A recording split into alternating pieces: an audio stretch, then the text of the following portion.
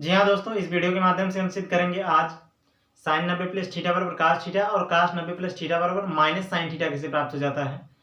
तो मैं हूं मनोज कुमार और आपका स्वागत है मेरे यूट्यूब चैनल में के स्टडी नॉलेज में। इसके पहले sine 90 plus sine 90 minus theta और कास 90 माइनस थीटा, यानी इसके पहले वाला फार्मूला जो हमें प्राप्त होता है साइन 90 माइनस थीटा बराबर कास थीटा या फिर कास 90 माइनस थीटा बराबर साइन थीटा, इसका वीडियो का लिंक डिस्क्रिप्शन बॉक्स में है, आप जाकर चेक कर सकते हैं। तो चलिए हम इस फार्मूले को क्या करते हैं, आसानी से प्रूव करते हैं।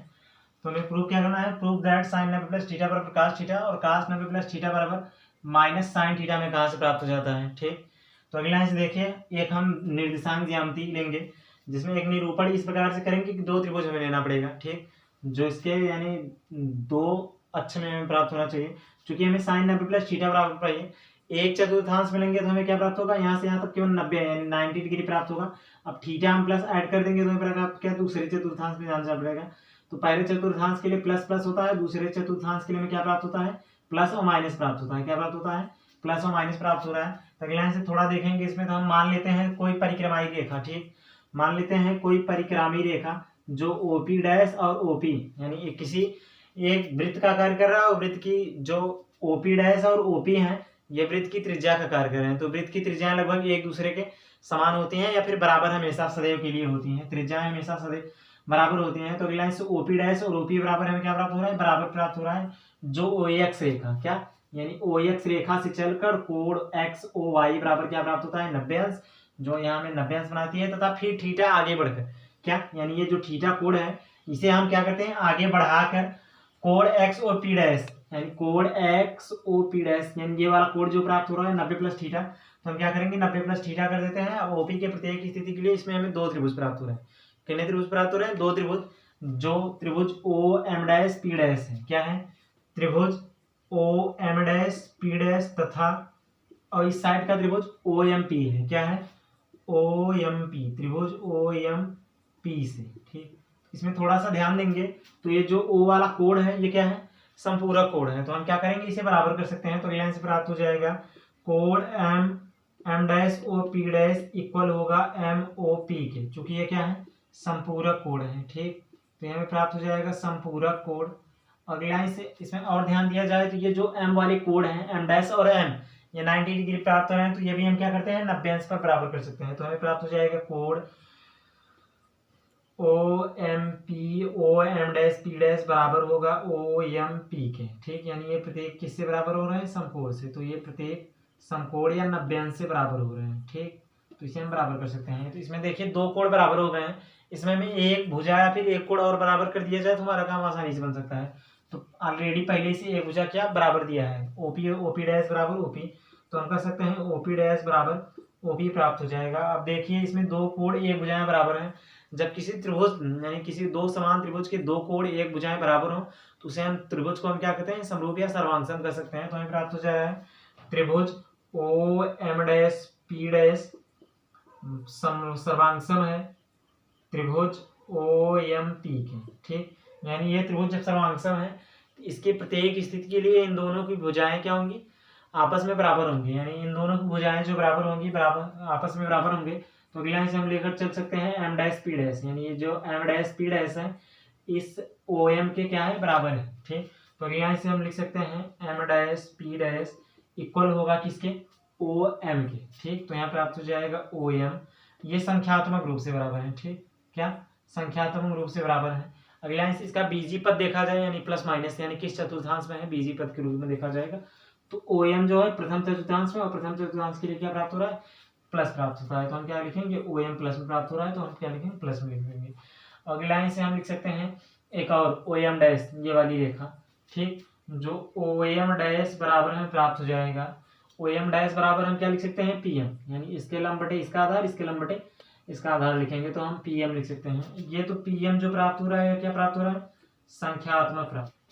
ओ एम डैश बराबर पी एम जो संख्यात्मक रूप से बराबर है, यदि इसे हम क्या करें एम पी कर दें तो ये प्राप्त हो जाएगा माइनस एम पी। ठीक, बीजी पद में, तो बीजी पद में हमें क्या प्राप्त हो गया, माइनस एम पी के रूप में प्राप्त हो गया है। ये दोनों हमें क्या आगे चलकर काम आने वाले हैं। बस अभी इसके साथ हम क्या करेंगे, साइन 90 प्लस थीटा, उसके बाद कास 90 plus theta, tan 90 plus theta, फिर काट 90 प्लस थीटा। इसी प्रकार से सभी को हम क्या करेंगे, त्रिकोणमिति जितने भी अनुपात होते हैं उसको हम क्या करेंगे, बड़ी आसानी से हम क्या करते हैं, प्रूव कर सकते हैं। तो अब अगली लाइन से लेकर चलेंगे साइन 90 प्लस थीटा। क्या लेकर चलेंगे, साइन 90 प्लस थीटा। तो साइन हमें 90 प्लस थीटा लेकर चलना पड़ेगा। तो साइन 90 प्लस थीटा, जब साइन 90 प्लस थीटा लेंगे तो इस वाले त्रिभुज को लेंगे, तो साइन 90 प्लस थीटा या फिर इसे केवल थीटा मान लिया जाए, तो साइन थीटा बराबर हमें क्या प्राप्त होता है, लंब बटे कर्ण। ठीक, लंब बटे कर्ण प्राप्त होता है। तो लंब के स्थान पर यहाँ क्या दिया है, पी डैश एम डैश दिया है, तो यहाँ प्राप्त हो जाएगा एम डैश पी डैश। तो एम डैश पी डैश बटे हमें कर्ण क्या दिया है, कर्ण दिया है ओपी डैश। क्या दिया है, ओपी डैश। जी हाँ, ओपी डैश दिया है। तो अगली लाइन देखिए, एम डैश पी डैश को हम क्या लिख सकते हैं जी, एम डैश पी डैश को हम ओ एम लिख सकते हैं। क्या लिखेंगे, ओ एम लिखेंगे। तो ओ एम लिख दिया। अगली लाइन से हमें प्राप्त है बटे ओपी डैश, ओपी डैश। और अगली लाइन से बताया गया ओपी डैश ओपी के बराबर है, तो ओपी डैश के स्थान पर क्या लिख सकते हैं, ओपी लिख सकते हैं। ठीक, तो अब थोड़ा सा इस वाले त्रिभुज में हम लेकर चलेंगे तो हमें प्राप्त हो रहा है ओ एम। देखें क्या है, ओ एम ये आधार तैयार कर रहा है, किसका, आधार का। तो ओ एम बराबर आधार हो गया, और ये ओपी किसका कार्य कर रहा है, कर्ण का। तो आधार बटे कर्ण प्राप्त हो गया। क्या प्राप्त हो गया, आधार बटे कर्ण। अब आपको त्रिकोणमिति फलन यानी त्रिकोणमिति पार्ट 1 वीडियो में बताया गया था, जितने भी त्रिकोणमिति फलन यानी साइन थीटा बराबर लंब बटे कर्ण या फिर कास थीटा बराबर आधार बटे कर्ण, इसको याद करने के लिए ट्रिक भी बताया गया है। तो आपने अब वह भी वीडियो नहीं देखा है तो उस वीडियो का भी लिंक डिस्क्रिप्शन बॉक्स में आप जाकर चेक कर सकते हैं। तो आधार बटे कर्ण जो प्राप्त होता है वो किसके लिए प्राप्त होता है, कास थीटा के लिए। तो यहाँ प्राप्त हो जाएगा आधार बटे कर्ण, और इसे हम लिख सकते हैं क्या, कास थीटा। अगली लाइन से हम कास 90 प्लस थीटा लेकर चलेंगे। क्या लेकर चलेंगे, कास 90 प्लस थीटा। तो कास 90 प्लस थीटा बराबर हमें प्राप्त होता है कास थीटा बराबर आधार बटे कर्ण। क्या, जी हाँ दोस्तों, आधार बटे कर्ण प्राप्त होता है। चूंकि आधार बटे कर्ण जो लेंगे इस वाले 90 प्लस थीटा, चूंकि 90 प्लस थीटा कर रहे हैं तो इधर दूसरे चतुर्थांश में आ रहे हैं, तो जो दूसरे चतुर्थांश में जो त्रिभुज बन रहा है, इस त्रिभुज में हम आधार बटे कर्ण लेंगे। तो आधार में इसमें देखिए क्या प्राप्त हो रहा है, ओ एम डैश। क्या प्राप्त हो रहा है, O M dash. O M dash बटे हमें कर्ण क्या प्राप्त हो रहा है, ओपी डैश। क्या प्राप्त हो रहा है, ओपी डैश। तो हम क्या लिख सकते हैं, ओपी डैश लिख सकते हैं।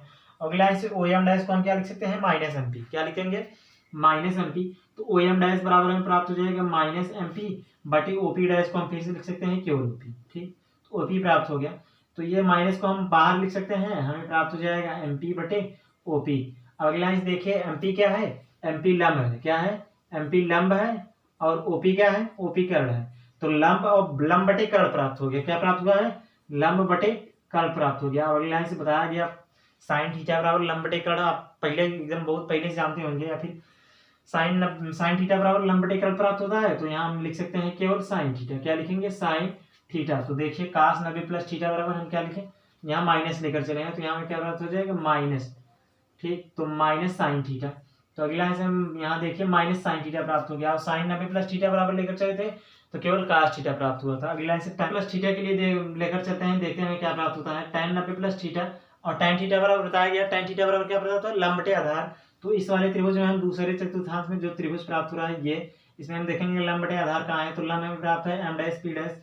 तो बड़ी आसानी से लिख सकते हैं एम डैश पी डैश बटे आधार प्राप्त हो रहा है ओ एम डैश। तो ओ एम डैश लिख सकते हैं। अगली लाइन से एम डैश पी डैश बराबर किसके है, ओ एम के। अगली लाइन से हम लिख सकते हैं एम डैश पी डैश बराबर ओ एम, और ओ एम बटे में प्राप्त हो जा रहा है ओ एम डैश को हम लिख सकते हैं माइनस एम पी। क्या लिखेंगे, तो माइनस एम पी प्राप्त हो गया। अब इस वाले त्रिभुज में देखेंगे ओ एम क्या है, आधार है। क्या है, ओ एम आधार है, और एम पी क्या है, लंब है। तो अगला इसमें प्राप्त हो रहा है माइनस आधार बटे लंब। क्या प्राप्त हो रहा है, आधार बटे लंब, और tan थीटा बराबर लंब बटे आधार प्राप्त होता है, और cot थीटा बराबर आधार बटे लंब प्राप्त हो रहा है। यानी नहीं, जस्ट ठीक का उल्टा प्राप्त होता है। तो माइनस में प्राप्त हो जाएगा cot थीटा, यानी cot थीटा बराबर प्राप्त होता है आधार बटे लंब, माइनस था तो माइनस। देखिए साइन 90 प्लस थीटा बराबर क्या प्राप्त हो गया, cos थीटा, और cos 90 प्लस थीटा बराबर minus sine theta. tan 90 minus theta बराबर क्या प्राप्त हो गया, माइनस cot थीटा। तो इसी प्रकार और बाकी के तीन जो फलन प्राप्त, तीन त्रिकोणमितीय अनुपात जो प्राप्त हुए हैं, यानी इसके बाद हमें प्राप्त होगा cot theta, sec theta, cosec theta. इन तीनों का मान आप बड़ी आसानी से इन दोनों त्रिभुज की सहायता से क्या करते हैं, निकाल सकते हैं। तो उम्मीद करता हूँ ये वीडियो आपको पसंद आया होगा। तो पसंद आया है तो अपने दोस्तों के साथ शेयर कीजिए, और वीडियो को लाइक कीजिए, और आप मेरे चैनल पर पहली बार आए हैं तो चैनल को अभी सब्सक्राइब कर लीजिए। मिलते हैं अगले वीडियो में, तब तक के लिए बाय बाय। और हाँ, यानी अब मिलेंगे, अगला वीडियो जो हमें प्राप्त होगा वो प्रश्नावली चैप्टर से रिलेटेड होगा। तो 10वीं कक्षा NCERT राज्य प्रकाशन बुक मैथ सॉल्यूशन पढ़ने के लिए मेरे चैनल को अवश्य सब्सक्राइब करें। ठीक, धन्यवाद।